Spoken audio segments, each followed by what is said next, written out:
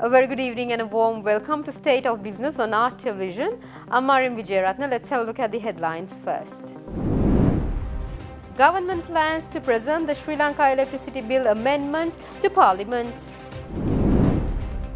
SRU releases shortlisted entities for the state-owned enterprise divestiture process.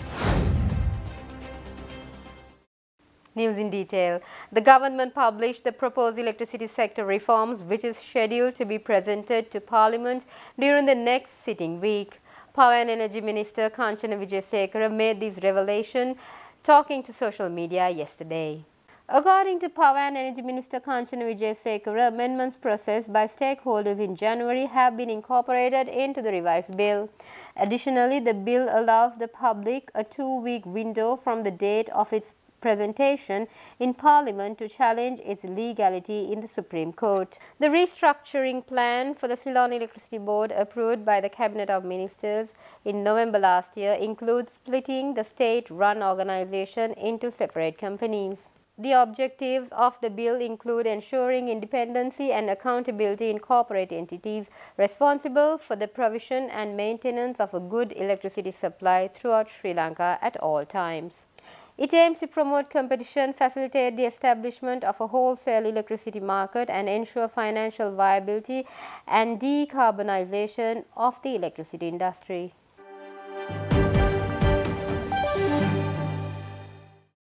The state-owned enterprise restructuring unit of the Finance Ministry has officially released information regarding the shortlisted firms for the divestiture process of state-owned enterprises. According to the press release issued by the SRU, this move marks a significant step in the government's efforts to reform the country's economic landscape. The names of both local and foreign firms that have submitted to response to requests for quote have been made public. Additionally, the shortlisted bidder for the divestiture of shares in key entities have been announced. The divestiture process includes hotel developers Lanka, Canville Holdings and Sri Lanka Telecom plc aims to enhance transparency and accountability in the management of state-owned enterprises. It's anticipated that all transactions except for Sri Lankan Airlines will be concluded by August 2024, with negotiations for Sri Lankan Airlines likely extending to September 2024. This timeline underscores the government's commitment to expediting the divestiture process. Immigration and Immigration Department Controller General Harsha Ilukpitiya announced the introduction of new visa procedures and the rollout of the online visa issuance system moving forward. Immigration and Immigration Department Controller General Harsha Ilukpitiya said this speaking at a media briefing held in Colombo recently. Ilukpitiya emphasized that one of the key objectives behind the implementation of the new visa system is to attract new visitors to Sri Lanka while ensuring a seamless experience for repeat visitors. Highlighting the advantages of the new online visa system, Ilukpitiya noted its capability to accommodate multiple entry visa applicants for long-term stays. However, with the introduction of the new system, all types of visa applications are now accessible online, providing greater flexibility and convenience for tourists. Moreover, Ilukpitiya announced measures to streamline the payments process, with all payment methods and transactions now managed under the department's purview. This centralized approach aims to enhance transparency and efficiency in visa processing, providing tourists with a hassle-free experience from application to approval.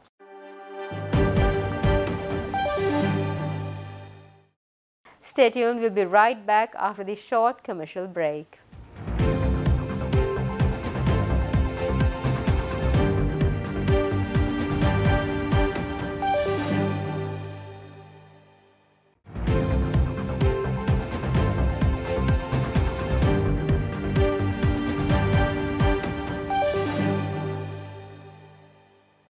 Welcome back after the break. According to strategists at Standard Chartered, Sri Lanka is poised to reach a deal with investors to restructure its $12 billion in defaulted global bonds by mid-May. It said that despite the first round of direct talks with dollar bond holders failing to yield breakthrough, the nation remains hopeful of reaching an agreement in the coming weeks. The remaining disagreements primarily concern the structure of macro-linked bonds, an instrument proposed by bondholders whose payout would be contingent on the nation's economic performance. Standard Chartered warned that further delays could bring the talks dangerously close to the planned presidential elections. Meanwhile, Sri Lanka's dollar bonds experienced significant gains on Wednesday, with notable increases observed in bonds maturing in March 2029, March 2030 and April 2028. At an exit yield of 11%, investors could potentially recover 56.1 cents on the dollar under the government's proposal and 68.3 cents under the bondholder committee's plan. A successful deal with private investors is crucial for Sri Lanka's plan to overhaul $27 billion of foreign debt, including bonds and loans. Sri Lanka has already reached agreements with official creditors and holders of its local debt as part of this restructuring effort.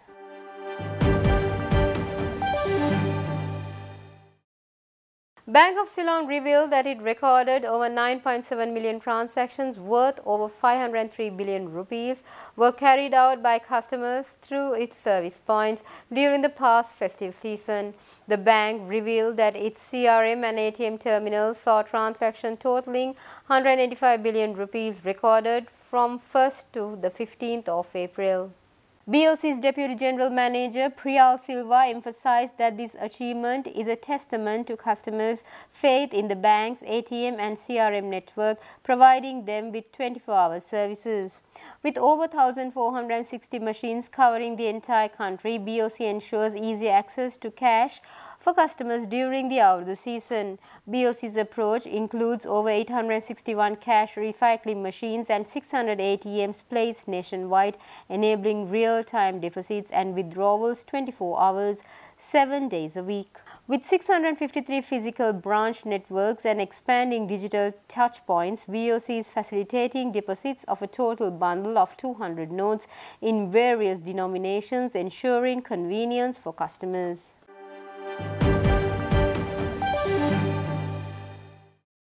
The Ministry of Foreign Affairs and Sri Lanka missions in Myanmar and Thailand successfully repatriated 8 Sri Lankans who were trafficked for forced criminal activities in cyber scamming compounds in Myanmar. Officials from the Consular Affairs of the Foreign Ministry received the 8 Sri Lankans at the Bandaranaike International Airport recently.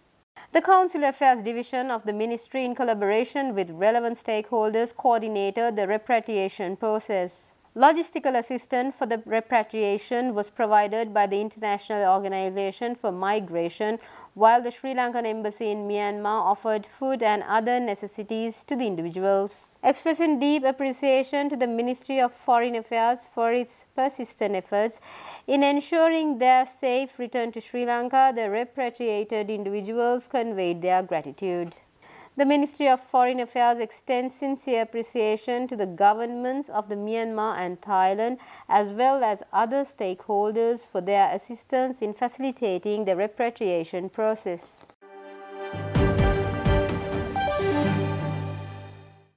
Stay tuned, we'll be right back with the stock updates.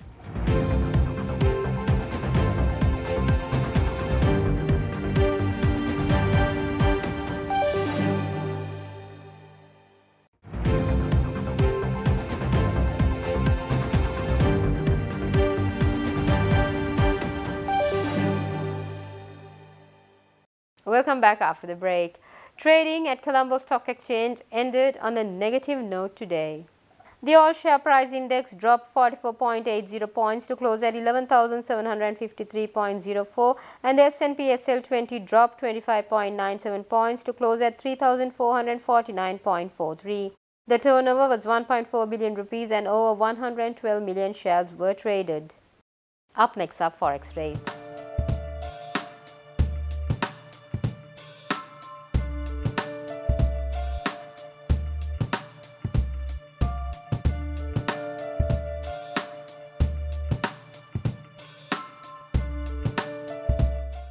That's all we have for tonight. For this and more, subscribe to our channel on YouTube and follow us on Facebook. Have a great weekend. Take care. Good night.